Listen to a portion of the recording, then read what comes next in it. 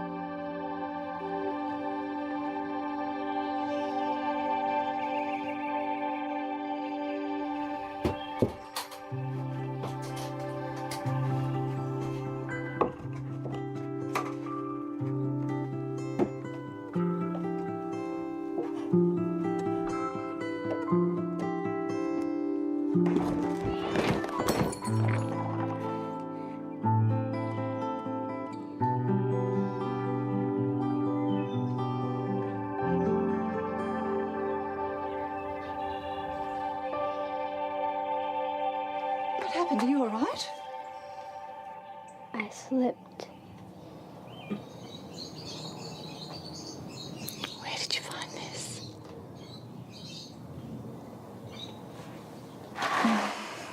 It's all right, little one. Come on, let's see if we can't get you cleaned up. I'll run you a bath.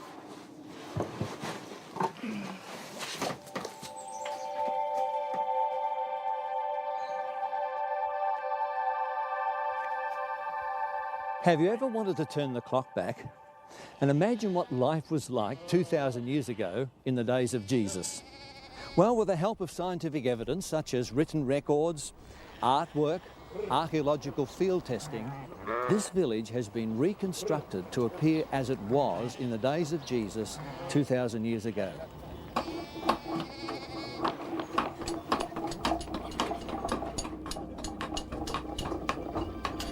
The word history literally means his story. History is written by taking often conflicting voices and trying to find a common thread, but there's always going to be a subjective element there.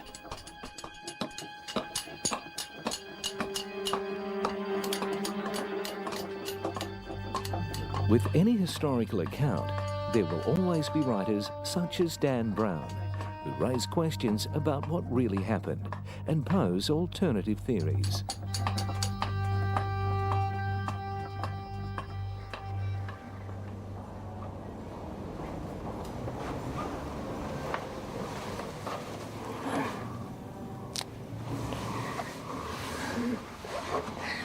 I'm just packing up the house.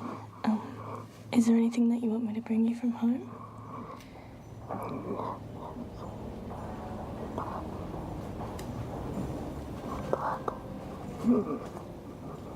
Bible.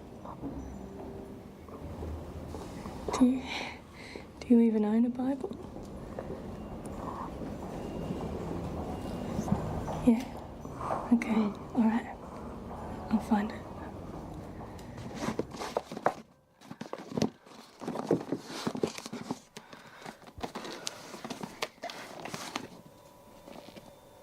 And this is where it all begins, the Louvre Museum in Paris. Now, the central character is Robert Langdon. He's an expert in religious symbols at Harvard University. Langdon is called in to help solve the murder of a museum curator who leaves behind cryptic clues. Now, Langdon and the museum curator's granddaughter, Sophie Norveux, then go on to uncover a conspiracy set up by the church to hide the truth that Jesus and Mary had a child whose descendants are alive and well today and connected to French royalty.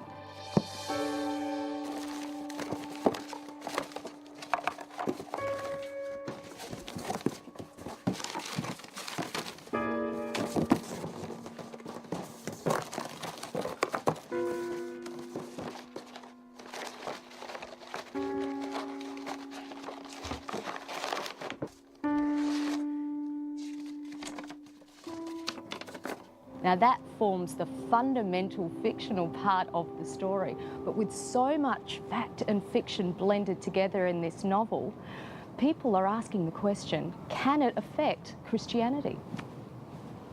The novel is not at all historically accurate, especially for the early church, and that's what makes it quite problematic.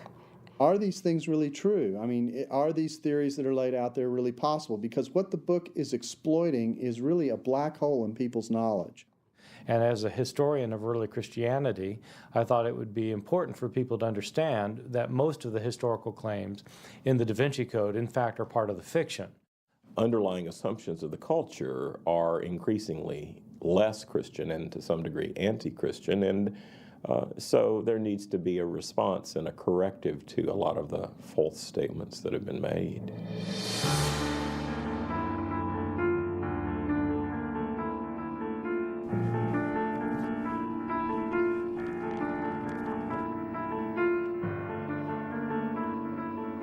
How has a work of fiction caused such an intense reaction among so many? Well, like many authors, Dan Brown has used historical locations, events, and conjecture to piece together the landscape of his story. Much of the controversy stems from a carefully worded statement in the preface to the book. All descriptions of artwork, architecture, documents, and secret rituals in this novel are accurate.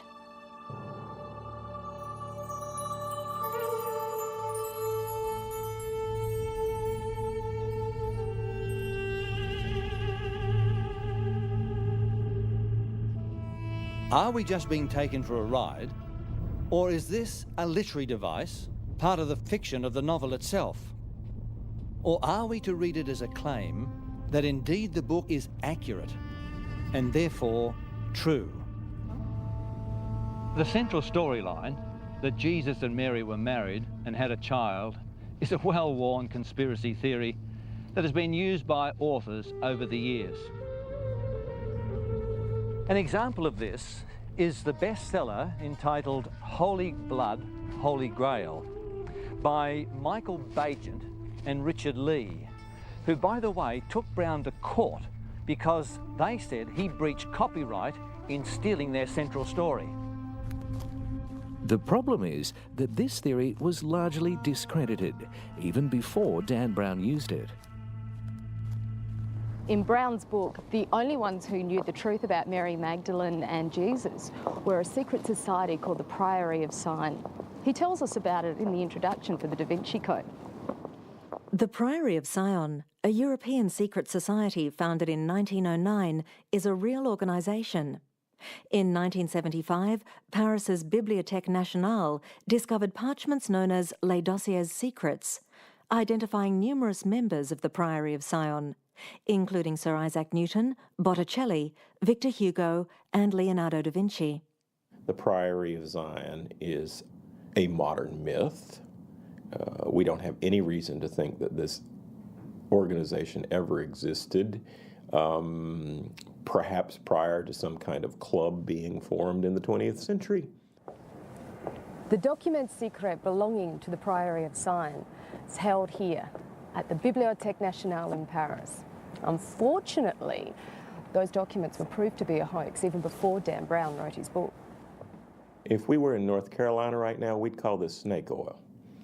And if you believe that these documents are actually providing genealogical records of Jesus, then you've bought snake oil. And what I mean by that is that it's a clear, modern fabrication of documents that were then put into French archives, planted into French archives, with the appearance of age, for the sake of creating a rationale that bolsters the theory that there were these descendants of Jesus. These so-called documents showed up at a particularly peculiar point in time, linked to one particular person who wanted to see himself as a descendant of Jesus and a claim to a European throne and all of this sort of stuff. Now, this person, unfortunately, was not well, and his claims were not in any way demonstrable on the basis of sound historical evidence. So if the documents that the book is being based on have been discredited, where does that leave the other facts in the book? A quick fact-checking tour reveals a host of inaccuracies, both minor and major. For instance, there's errors in the physical descriptions of the Louvre, such as the number of panes of glass and the location of the car park. His description of the location of key buildings, such as the American Embassy and the Place de Concorde, doesn't match with the real places. The zero longitude line here at the Church Saint-Sulpice was never known as the Rose Line, as stated in the Da Vinci Code. Brown mentions a real organisation, the Opus Dei. But once again, the facts are not right. It's a Catholic institution for lay people and diocesan priests, not a monastic order. Members of Opus Dei do not wear robes, take vows, sleep on straw mats, or engage in strange sexual rituals, as mentioned in the Da Vinci Code. What you see in the book is all wrong. For example, Opus Dei has no monks. It's comprised mainly of lay people, of ordinary mums and dads. The whole focus on corporal mortification in the book is totally misleading and falsified. It's not a core message of Opus Dei. In England, the Research Institute in Systematic Theology does actually exist, right here at the University of London, King's College. However, if you ask to peruse the extensive theological database which has been mentioned in the book, you'll be told it simply doesn't exist.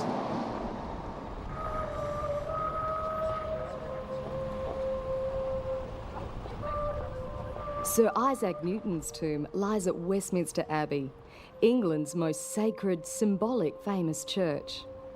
Remember that the link to Isaac Newton comes from the fraudulent documents planted in the Bibliothèque Nationale in France. Westminster Abbey management described Dan Brown's novel as theoretically unsound and refused access to the makers of the big blockbuster, the Da Vinci Code, despite large sums of money being offered. In an effort to avoid confusion, for those interested in the life and times of Sir Isaac Newton, a fact sheet's been posted here, pointing out the factual errors in the Da Vinci Code.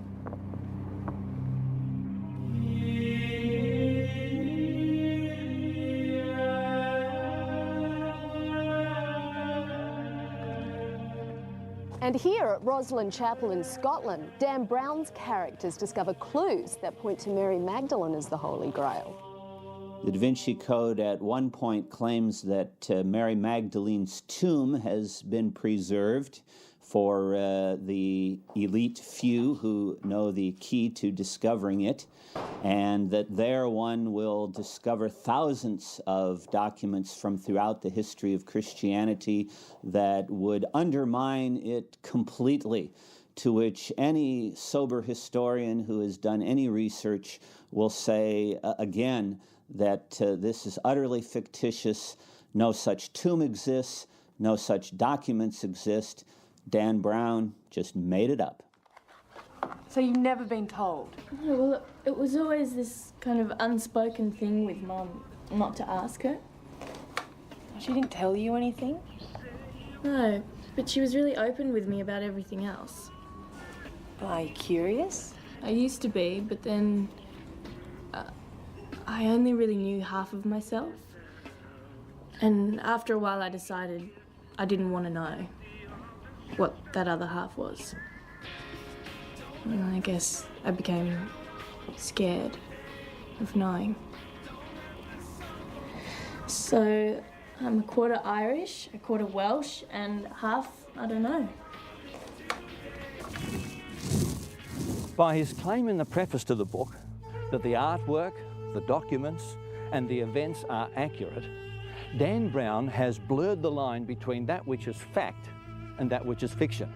Inevitably, the scholars have checked the facts and found many of them wanting.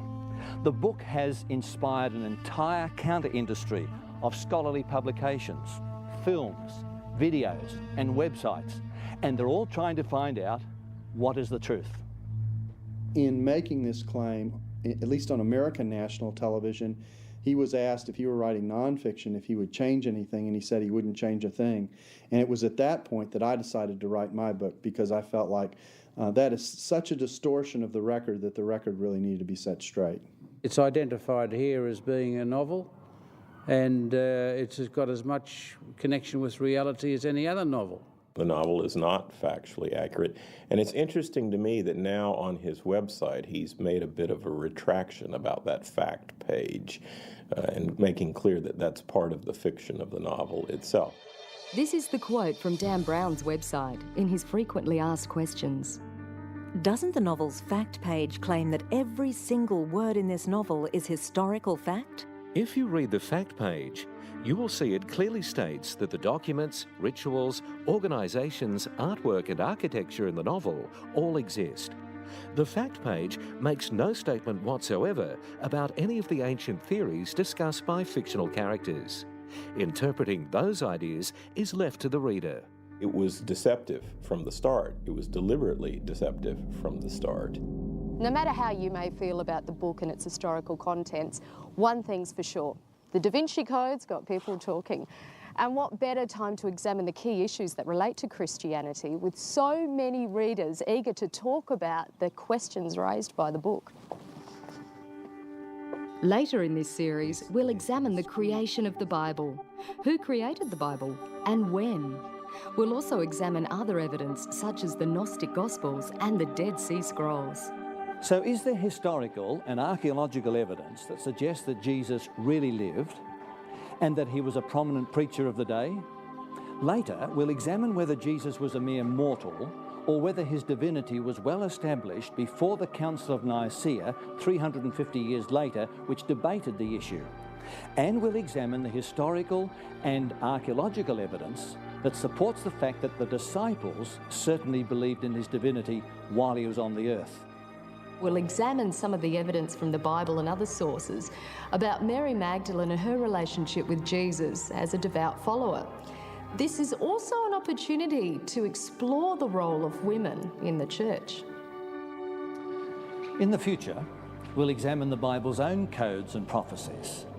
The messianic prophecy of Daniel, which outlines the coming of Jesus. We'll examine the Bible's own prophecies and predictions for the future.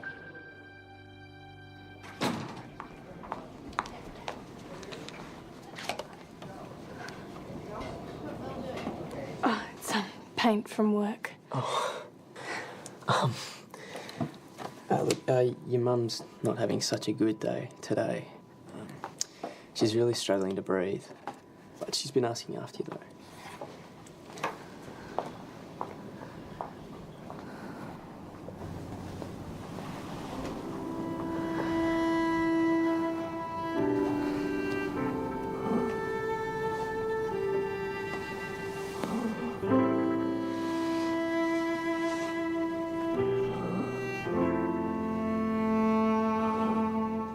Obviously, the Da Vinci Code has its strengths, but why has the book been so successful? Is it because it taps into the disillusionment with the church in modern society? Are people searching for answers? People have become disenchanted with traditional answers about Jesus, about the church, and they're very ready to believe that some of the truth about this has been suppressed. And so when you sort of combine those things into a thriller and, new secrets are being revealed and there's evidence of suppression of the truth about Jesus, and then you throw in a Mrs. Jesus as well, you've got a sort of compelling gumbo that many people in Western culture will be prepared to consume. The Da Vinci Code taps into certain concerns, particularly that Christians have, about the role of women in the early church, about Jesus and humanity, about what the churches may have covered up in terms of ancient history. So a lot of questions that we've had and a lot of concerns that we've had, the Da Vinci Code purports to answer. The Da Vinci Code, of course, is a real page-turner. It's sort of like a glorified TV movie where you just have to tune into the next episode because it's so exciting. And it sweeps the reader along because it has just enough information to sort of wow them. But when you really look closely at any of the fields that it addresses, you find out that there's just enough misinformation there to know that it's not really trustworthy. Dan Brown can write a good story, but hey, that's all it is. It's not a major cultural phenomenon. It's not history. Quite a number of the things Dan Brown thinks are true aren't true. It's just a story. It's a great read. Recommend it for a long airline flight. It's detailed fiction. The general broad brush would be that, of course, there were societies and there were Knights Templars and there were Knights this and Knights that and Knights the other thing. But, I mean, you can't tell a story by just stringing together bits of historical data. You'll have to, what do you call it, fluff it up. Before we leave Dan Brown's novel, let's examine the writer's intentions behind the book. After all, Dan Brown himself is a Christian. This quote comes from his website. Is this book anti-Christian? No, this book is not anti-anything. It's a novel. I wrote this story in an effort to explore certain aspects of Christian history that interest me. The vast majority of devout Christians understand this fact and consider the Da Vinci Code an entertaining story that promotes spiritual discussion and debate. With all this criticism, I have to say in favor of this novel that it ignited a curiosity among the public that was never there before. People want to know now about the Dead Sea Scrolls. They want to know now about Jesus. There's higher than ever curiosity to this subject, and so my tours about Christian archaeology are popular more than ever. And if you want to enjoy it as a novel, that's fair enough, but understand that the underlying religious, theological, historical claims are extremely weak and actually often false in this novel, and you should read the novel in that light. There's a series of mistakes about historical issues in the Da Vinci Code. I don't think that undermines its value as a very interesting murder mystery. But people need to understand that when they're reading a murder mystery, that's not the place to go when they want to learn about history. If they want to learn about history, they should read historians. Please note in which part of the bookstore you purchased the book. Fiction. But if people in the church understand what the history is, they don't have any reason to be nervous. And if they understand what that history is, they actually can engage in a very positive discussion and dialogue about who Jesus really is and what the history really is. You know, they say there is no bad publicity.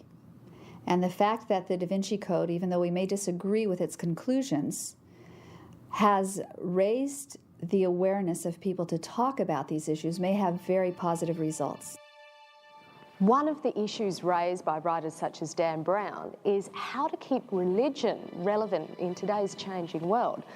Now, though some people may not agree with how Dan Brown has raised these issues, one thing's for certain: he has broadened the debate about Christianity, the Bible, Jesus, Mary Magdalene, and the prophecies that create the basis for the Christian code. Knowing the difference between fiction and reality is very important for anyone trying to work out the truth about Jesus Christ and his life and teachings as recorded in the Bible.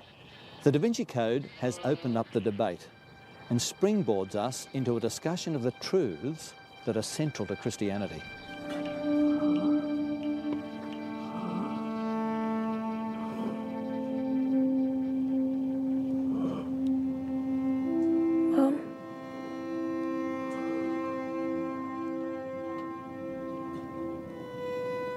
I want to know.